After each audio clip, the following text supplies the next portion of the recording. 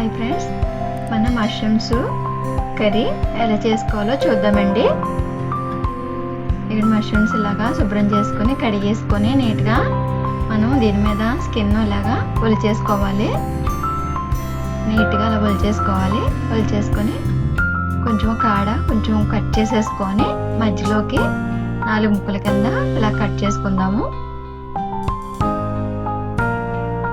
ఇలా కట్ చేసి దాని మధ్యలో కూడా కొంచెం నల్లగా ఉందండి, అది కూడా తీసేద్దాము.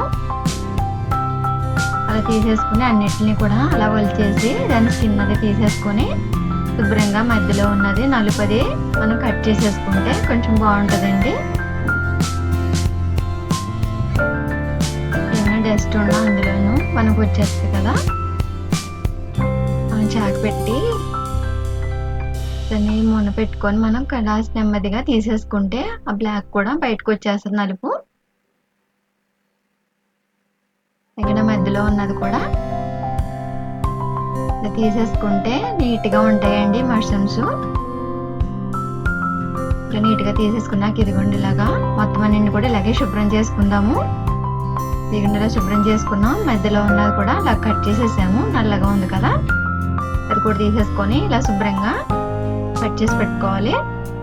ఇప్పుడు లైట్గా గోరెచ్చని నీళ్ళు తీసుకొని అందులో వేసుకుని లైట్గా కొన్ని సాల్ట్ వేసుకొని మనం వీటిని క్లీన్ చేసుకుందాము.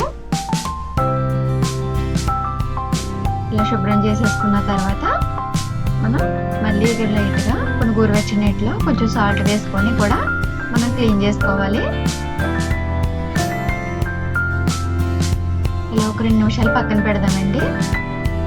గోరెచ్చని నీటిలో వేసాం కదా, 2 నిమిషాలు పక్కన పెట్టుకుంటే బాగుంటుంది. ఇక బాండి పెట్టుకొని కొద్దిగా ఆయిల్ వేసాము. ఆయిల్ పెట్టెక్కిన తర్వాత తగినంత ఆయిల్ వేసుకొని చిన్నగా పచ్చిమిరపకాయల ముక్కలు కట్ చేసుకోవాలి. కట్ చేసుకొని వాటిని కూడా వేపుకోవాలి.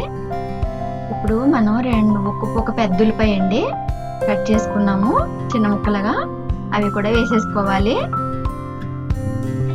వేసేసుకొని వాటిని కూడా మధ్య మధ్యలో ఇలా వేపుకుంటూ ఉండాలి. కొంచెం బాగా వేగేదాకా వేపుకోవాలి. ఇగో మనం టమాటా, ఒక పెద్ద టమాటా అండి చిన్న ముక్కలుగా కట్ చేసుకున్నాము. కట్ చేసుకొని వాటిని కూడా వేసేసుకొని ఇట్లా కూడా బాగా వేపుకోవాలి. అలాగా 2 నిమిషాలకు ఒకసారి వేపుకుంటూ ఉండి బాగా వేగిపోవాలి. మెత్తగా మగ్గిపోయేంత వరకు కూడా మనం వేపుకోవాలి. ఇప్పుడు ఒక స్పూన్ సాల్ట్ అండి, లైట్గా కొంచెం పసుపు కూడా వేసాము. ఇవ్వండి కొద్దిగా చిన్నగా అల్లం వెల్లుల్లిపాయ జీలకర్ర, అలాగే గసగసాలు ధనియాలు అన్నీ కలిపి నూరిన పేస్ట్ అండి అది. ఇప్పుడు మష్రూమ్స్ మనం ఇలా శుభ్రం చేసి పెట్టుకున్నాం కదా, హాట్ వాటర్లో కూడా మనం క్లీన్ చేసుకున్నాము. అట్లా వేసేసుకొని ఇప్పుడు బాగా వేపుకోవాలి. నచ్చితే లైక్ చేయండి, సబ్స్క్రైబ్ చేసుకోండి మన ప్రియ ఫుడ్ ఛానల్. ఇదిగోండి అలాగ అట్లా కూడా 2 నిమిషాలు అలా మగ్గనివ్వాలి. మనం ఆయిల్లో అలా మగ్గనిచ్చుకోవాలి.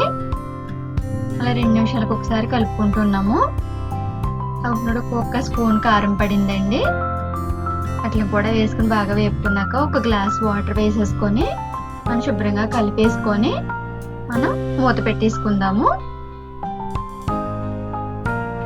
ఇప్పుడు మళ్ళీ ఒక 2 నిమిషాలు తీసి చూసి కొద్దిగా ఒకసారి కలుపుకొని మళ్ళీ మనం మూత పెట్టేసుకుందాము. ఇదిగోండి దగ్గర పడుతుంది కర్రీ,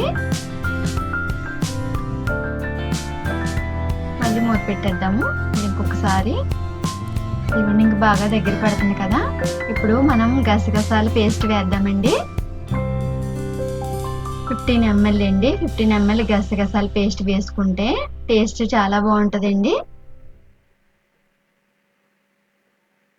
ఇదంతా వేసుకున్నాక ఒకసారి బాగా కలిపేసుకొని మనం 2 నిమిషాలు అలాగా